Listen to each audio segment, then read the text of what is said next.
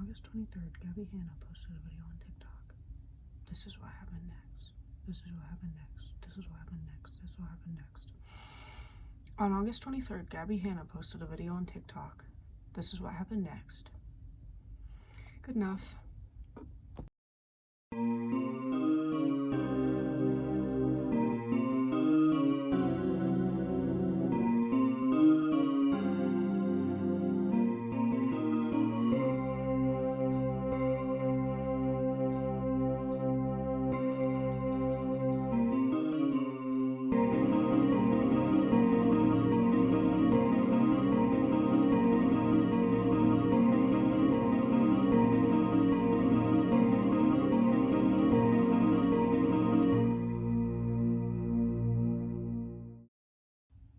I'm sure everyone and their mom has already heard of the Gabbie Hanna situation by now, but in case you're living under a rock like I was, here's basically a rundown of what happened.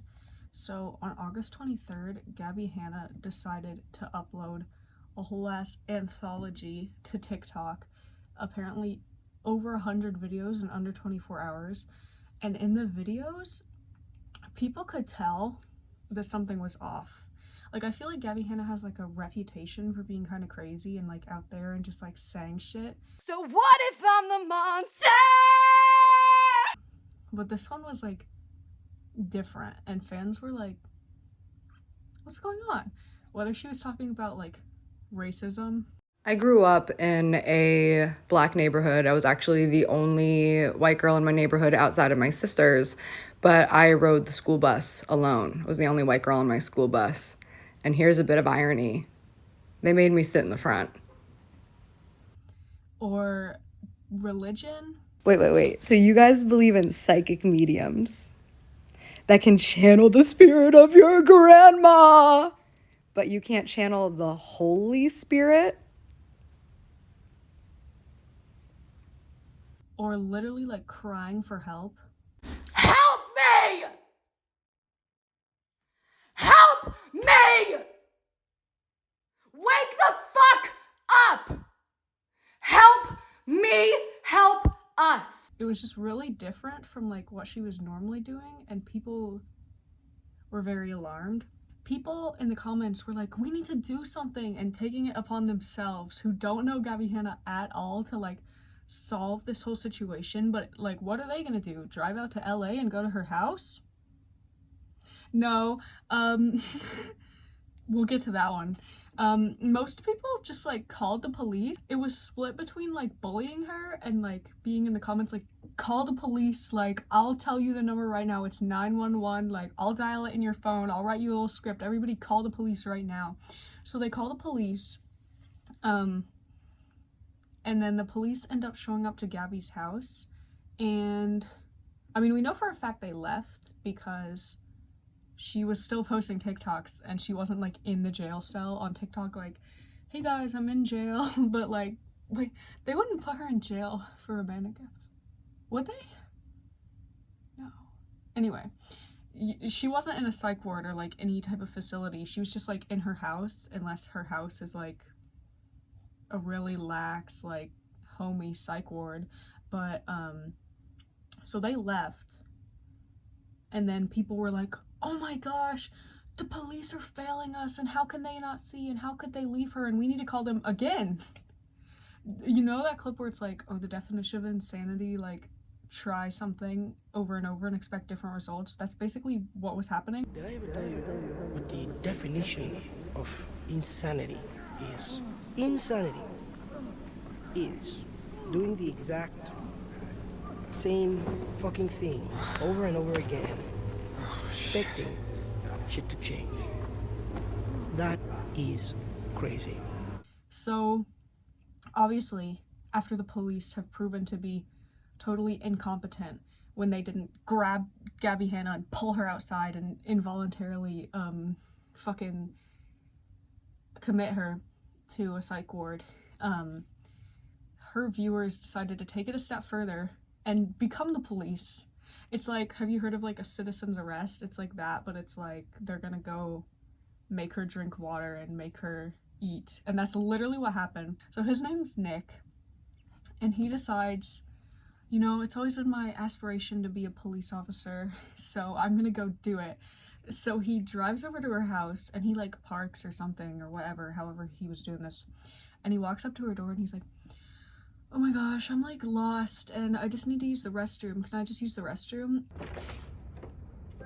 Oh, hi. Hi. Think I could use your bathroom? Yeah, sure. Yeah. Come on. Thank you. Right there's fine.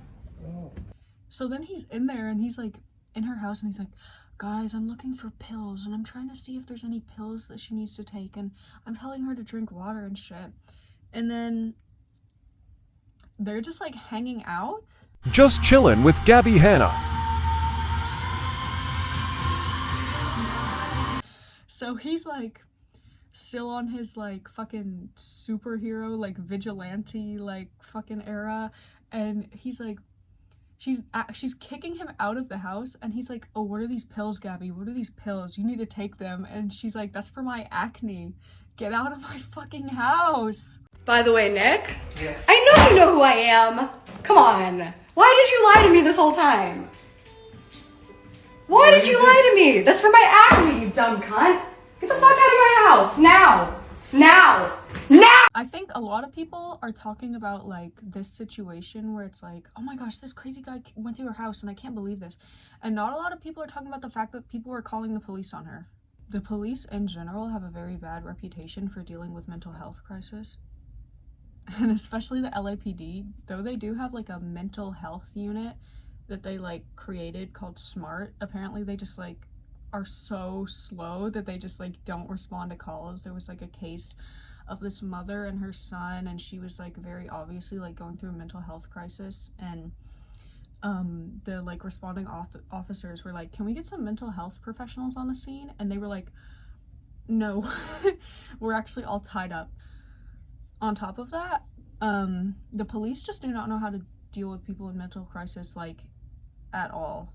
First of all, can they even recognize when someone's having a mental crisis? No. Specifically with manic episodes, which what it's theorized that that's what Gabbie was going through, only 17% of the police are able to even identify all of the symptoms correctly and say that that's what that is.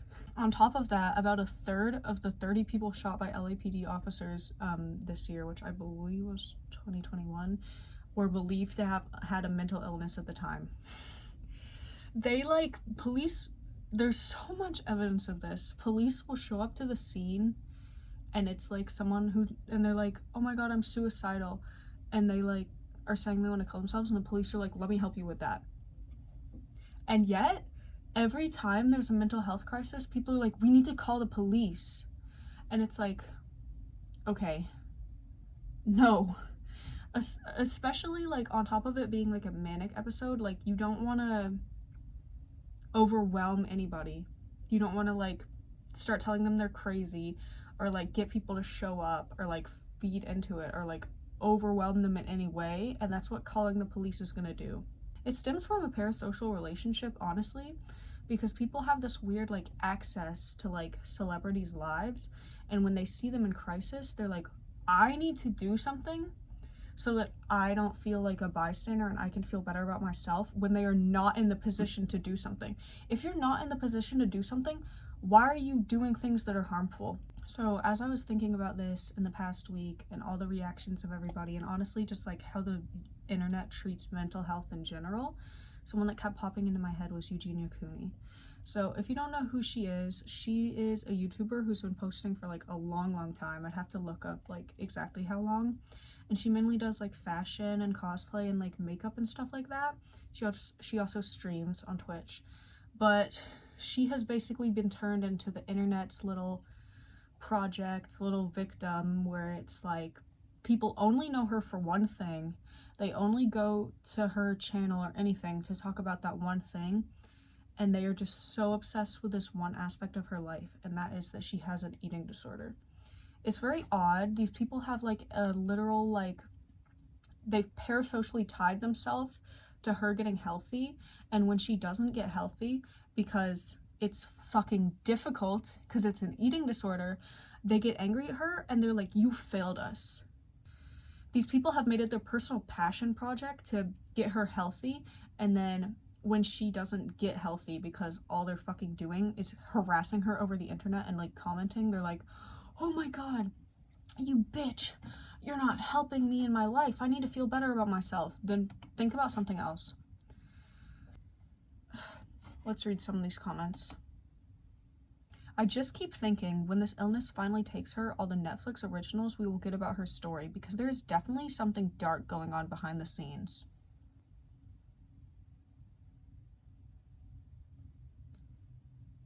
YouTubers are not fucking content. Do I have to say it again? YouTubers are not fucking content. The videos they produce are content, but you are turning a literal person into your own fucking like content farm, a little story, to the point that you're like, I can't wait till she dies so that we can get the Netflix documentary about it. Are you fucking serious? No. How are you personally affected if she's not bettering herself? Maybe her family can say that. Maybe her friends can say that. You don't even live in the same city as her. You don't even know her. Jesus. Thank you. After months and looking back on you, you make me relapse. People like you need to stay away from the internet, and you shamelessly not addressing what is wrong with you is insane. You have a fan base looking up to you, and you just don't care. Hope the views and the money make you happy. Really sucking the life out of you. I don't want to be too mean to this one, because obviously they have a point, which is that her content can be triggering. And the way she presents herself and the way she's very obviously body checking in a lot of her videos is triggering and can be very triggering. However, nobody is under any obligation to talk about their mental health disorder and go in depth on it, especially to the likes of you people who make her cry on stream by badgering her with comments about it and questions about it and berating her for not talking about her personal mental health journey and all her problems live to all her fans who deserve to know. No. I just genuinely, like, this one's surprising to me too. Like, this person also has an eating disorder. Do you think that that would be suddenly different if you had a fan base? Like, does being a YouTuber or like a celebrity and like having fans suddenly make you like, you're not allowed to be mentally unwell? Like, I just don't understand the logic of this. I'm just fascinated by how long she has lasted. What? This is what I mean when I say that like people don't genuinely care about these people. They just want to feel like a good person. Or they want to be able to say that they've done something so that if something does happen, they can be like, well, I commented and I told her to stop having an eating disorder, so obviously I helped her out. No. It's a miracle how the human body can even function during these kinds of conditions. You literally have no excuse for not calling a professional therapist or a doctor, as you prob got plenty of money. I'm guessing you're American. The only thing I can see holding you back is fear of change. But if that change is necessary for your survival, then please just ignore the doubts and seek help. Internet therapists back at it again, talking about you're rich so you can't have problems. Another thing, you probably got plenty of money. I'm guessing you're American. Is money like an exclusively American thing? This person just thinks like they heard like third world countries and they're like, I think that means that the concept of money does not exist there. Oh. You literally have no excuse for not calling a professional therapist or doctor. How about a disorder that makes you not want to seek help? An eating disorder is like extremely competitive, and seeing other people or like hearing people that are in worse conditions than you or like hearing about how bad you're doing just fuels you on. It's like the same thing as if you like met like a suicidal person and they were like, oh my gosh, well, you don't have an excuse because you need to ignore the thoughts because they're gonna be destructive. That's the point. Like you want to be destructive. Like what? It's so contradictory. It's like baby's first time seeing anybody with a mental health disorder, and then they just want to talk about how shameful it is. No wonder she doesn't want to talk about it, because y'all are sick. Like, y'all are sick. Here's another one. Just thinking about all the Netflix documentaries now. Saddest part is it doesn't have to be that way. She can change if the will to do so was there. I don't care what happened throughout her life, but my heart goes out to her. Truly hope she gets better. The first part of that sentence does not sound like you truly hope she gets better. It sounds like you hope she gets worse so Netflix can strike a deal and you can have Stranger Things Season 5, Eugenia Cooney in the Upside Down. Oh! My point in comparing both of these instances is that people have put themselves and their own personal feelings of being a good person or self-gratitude above the actual needs of the person that they pretend to care about, whether it be literally breaking into their house or calling the police, which happened in both instances, by the way. There were false police calls to Eugenia Cooney's home, saying that she had went into cardiac arrest, to the point that now the police won't even respond to calls at her house because they get so many prank calls. So what if a real situation happened? It is not your job to be a therapist. It is not your job to diagnose people through the internet and then demand that they talk about that like it's some drama that just happened. Mental health is more serious than that. Therapists aren't even allowed to diagnose people, but then you want to come on TikTok and say, she's clearly having a manic episode. She's clearly in psychosis, whatever it may be. No. You can see symptoms from that, but you need to know that whatever you see is not necessarily real, but the people behind it are. You are not the keepers of these YouTubers. It feels like people believe that mental health is something that should be serious and be talked about, but it can be solved by the click of a button. And that's not true.